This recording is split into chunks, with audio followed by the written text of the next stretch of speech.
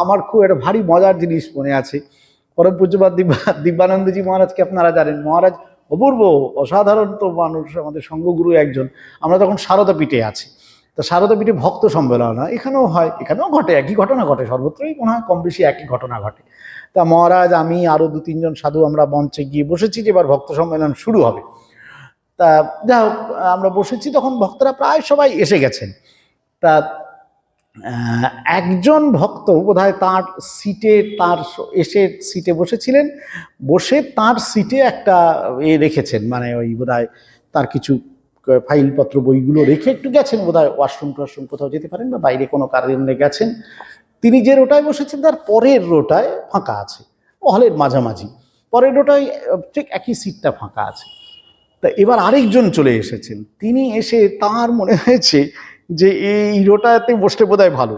তিনি অদ্ভুতভাবে কাউকে কিছু জিজ্ঞাসা না করে ওইগুলোকে তুলে পরের সিটটায় রেখে ওইটাতে বসে পড়েছেন। আচ্ছা, এটা গেল নাটকের প্রথম দৃশ্য। হ্যাঁ, এবার দ্বিতীয় দৃশ্যে দেখা গেল মূল যিনি, তিনি আবির্ভূত হয়ে গেলেন। এবার তিনি আবির্ভূত হয়ে বললেন, আপনি এটা কি করে বসলেন?